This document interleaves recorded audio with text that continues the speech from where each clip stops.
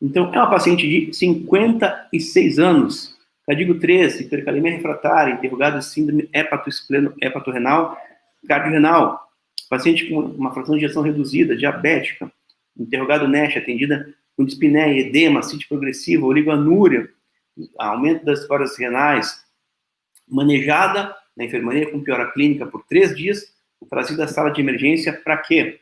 Para correção de medidas hipocalemiantes e basicamente paracentese, paciente piorando clínica e laboratorialmente.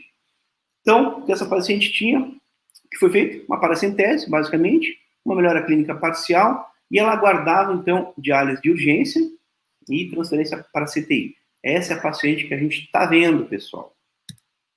Então, o que a gente vai procurar na ultrassonografia pulmonar, no POCUS pulmonar? O que foi procurado nesta paciente?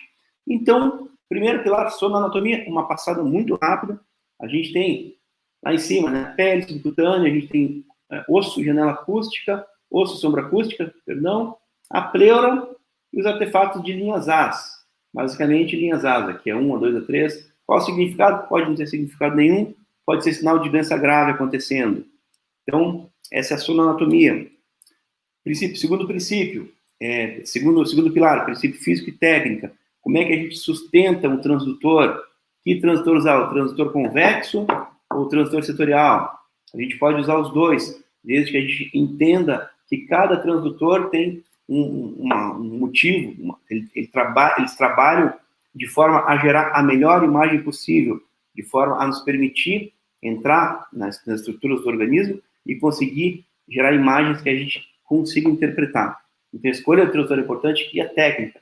Existe uma técnica para a gente avaliar as janelas de pulmão, seja na anterior, lateral ou posterior. A gente precisa conhecer essas técnicas, estática e técnica dinâmica. A topografia do pulmão, onde é que a gente varre, na linha média, varredura estática, varredura dinâmica, cada espaço intercostal, à direita, à esquerda, no dorso.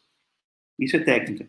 E a interpretação das imagens. Para a interpretação das imagens, pessoal, eu vou mostrar para vocês aqui a primeira janela, que é a janela da área 1 e 2 à direita, janela dita estática. A área 1 e 2 ela é compreendida entre a clavícula, o externo, a linha axilar anterior e o rebordo costal, dividida em superior e inferior. Então, vamos dar uma olhada como é que era a janela dessa paciente, pessoal. Então, basicamente, osso, sombra acústica, pleura, linha pleural, sem nenhum defeito, alguns artefatos de linhas As e nada que chamasse muito mais atenção. Ou seja, do ponto de vista de janela de pulmão, aparentemente não havia nada que justificasse o quadro de cansaço dessa paciente. Lembrem que é uma janela estática de um segmento pulmonar. Um segmento, isso é diagnóstico? Não. São 1.500 centímetros de área total. Eu preciso varrer esse pulmão, varrer ele bem varrido. E aí? Vamos adiante. Área 3 e 4. A área 3 e 4, do ponto de vista de sonoanatomia, é compreendida entre a linha axilar anterior e a posterior na transição tóraco-abdominal. A gente vai buscar identificar o quê? Alterações de pleura e de parênquima do pulmão. Então, vamos ver como é que estava a janela dessa paciente. A gente tem lá fígado, diafragma, pleura, osso, sombra acústica, pleura e parênquima. Ausência de derrame pleural, ausência de alterações de artefatos de pleura, ausência de artefatos de parênquima mais importantes, ausência de, aparentemente, doenças agudas aqui na transição tóraco-abdominal, tanto no fígado quanto na janela renal, que a gente consegue ver uma pontinha do rim ali. Então, aparentemente, nessa transição tóraco-abdominal e no pulmão na área 3 e 4, sem nenhuma doença aguda. Então, vamos adiante. Lembre que a gente está fazendo um protocolo sequencial e ele é sempre feito desta forma. Avaliando o pulmão, veia cava, janelas cardiográficas, abdômen e vasos. Muito bem. Adiante. Agora, área 1 e 2 à esquerda, avaliação estática. Então, a gente vê aqui a sonoanatomia, osso, sombra acústica, pleura e parênquima. E aqui eu já estou chegando no coração. O que acontece? À esquerda, quando a gente faz a varredura estática do pulmão à direita, a gente vai de cima até embaixo. À esquerda, quando a gente faz isso, a gente vê a interposição do coração. A partir dali, não tem mais muita utilidade a gente fazer a varredura pulmonar, porque a gente vai estar dando coração. Então, o que é importante é a gente reconhecer no pulmão superior, onde a gente consegue identificar alterações de pleura e de parênquima. Aparentemente, nenhuma alteração mais importante nessa área do pulmão. Vamos adiante agora.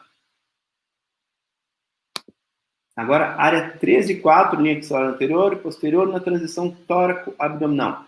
À esquerda, avaliação dinâmica. Vamos ver. Tá lá, o rim, o baço, o diafragma, aqui pleura, parênquima, alguns artefatos de linhas B isolados, pleura íntegra, sem derrame pleural, tendências mais importantes da pleura e do parênquima.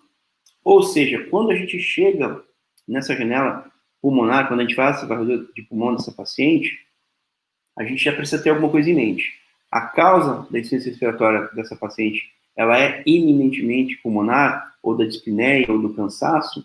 Ou seja, qual a contribuição do pulmão para o quadro dessa paciente? Então, a gente vai jogar isso no Limas Protocol. Qual é o padrão? Padrão misto. Algumas linhas altas, algumas linhas B, mas é que tem uma alteração importante, uma ausência de alteração importante. A gente vê o deslizamento pleural acontecendo em todos os segmentos pulmonares avaliados, todos. De forma que, quando a gente joga essa ausência de alteração no Limas Protocol, a gente consegue afastar a possibilidade de que essa paciente tenha como causa, como etiologia da doença dela, pneumotórax. Aí, quando que seria pneumotórax? A visualização, principalmente nos campos anteriores pulmonares, principalmente do ponto de vista estatístico, no paciente vítima de trauma, de ausência de deslizamento pleural, ou seja, pleura parética, associada a um padrão de linhas As. E, claro, alterações da hemodinâmica podem sugerir que o paciente tenha como etiologia pneumotórax, mas isso é levando em consideração as imagens e o contexto do paciente. Somente avaliando isso? Não. Precisamos avaliar também o quê?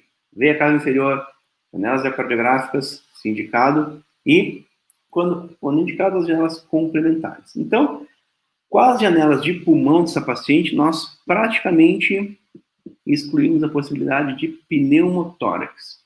Olha que interessante. Muito legal. Então, avaliamos o pulmão. Muito legal. Acabou por aqui? Não. Nós temos um diagnóstico? Não. Então, vamos adiante. Janela de veia cava inferior. Preditor de volemia, de fluido tolerância, responsividade e um divisor de águas entre o choque obstrutivo e o choque distributivo.